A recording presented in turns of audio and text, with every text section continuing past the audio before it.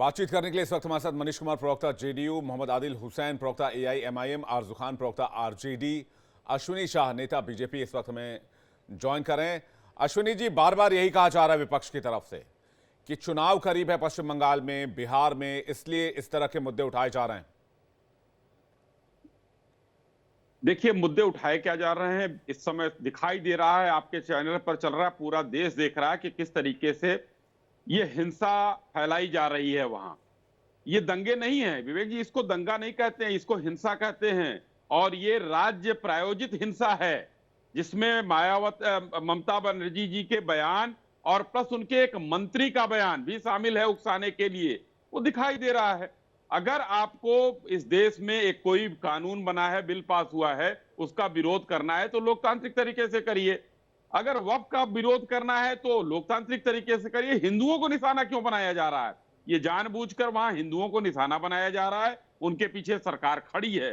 आज वहां की जनता त्राही त्राही कर रही है, अपने ही देश में लोगों को पलायन करना पड़ रहा है।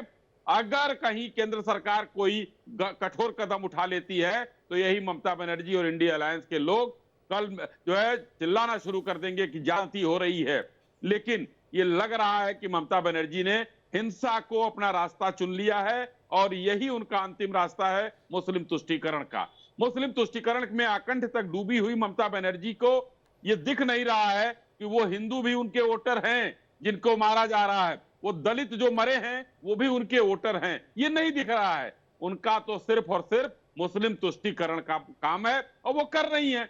ये पहली बार नहीं हुआ है वहां, ये तो जब चुनाव होते हैं वहां हमेशा देखिए, जब राज्य में कोई भी चुनाव हो रहा है, जिला पंचायत का चुनाव हो, लोकसभा का चुनाव हो, जब से ममता बनर्जी जी आई हैं ये चीजें और बढ़ गई हैं। मानवाधिकार आयोग के जजेस जाते हैं, वहां दौड़ा लिया जाता है, सीबीआई के अधिकारियों को दौड़ाया जाता है। इस तरीके की वहां जो है ये सरकार चला रही है।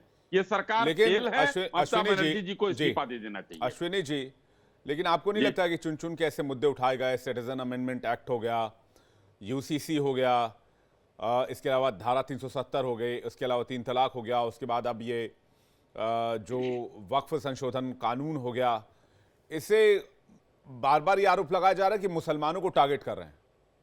जी, अच्छी बात है विवेक जी, सवाल अच्छा है। अब ये बताइए 370 देश में कौन से सदन से पास होकर लगा था और अस्थाई था या अस्थाई था? लेकिन कोई हटा नहीं रहा था। आज 370 हटने का जो कारण है वो पूरा दिखाई दे रहा है, किस तरीके से वहां विकास हो रहा है। हजारों करोड़ की चीजें वहां जो है दिखाई दे रही हैं, सड़कें दिखाई दे रही हैं।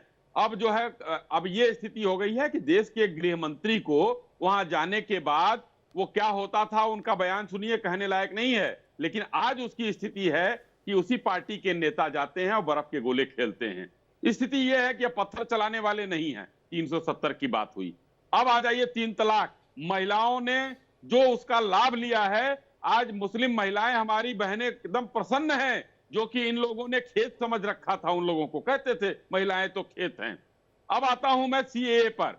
सीएए से मैं कहता हूं कि आप और कोई भी हमें जवाब दे देगा किसी एक मुस्लिम भाई की नागरिकता गई हो, जितना अफवाह फैलाया गया। और उस समय सुरेश चाचा का पैसा हुआ करता था और आंदोलन खूब चला। लेकिन अब सुरेश चाचा का पैसा नहीं है और ये आंदोलन चल रहा है, यानी कि राज्य प्रायोजित ये सारी चीजें हो रही हैं।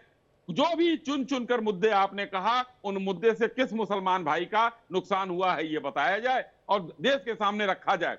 सब में 370 में ये लोग सुप्रीम कोर्ट गए, वापस आए। 3 तलाक में गए, वापस आए।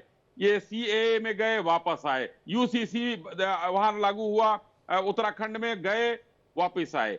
तो सुप्रीम कोर्ट का फैसला ये लोग तो कहकर मान लेते हैं, लेकिन उसके पहले हिंसा का क्या स्थान है? इस लोकतांत्रिक देश में लोकतांत्रिक तरीके से भी विरोध हो सकता है।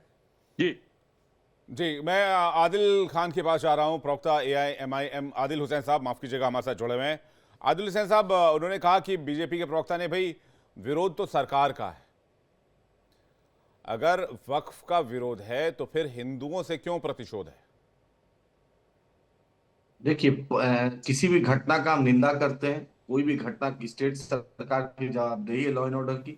जिस तरीके से कल गुना में हुआ, गुना में बीजेपी के काउंसिलर और बीजेपी के लोग ने निकाला बिना परमिशन के रैली, वहां के एसपी साहब ने गिरफ्तारी की। आज बजरंग दल बीएचपी का लोग एसपी के खिलाफ आ गया।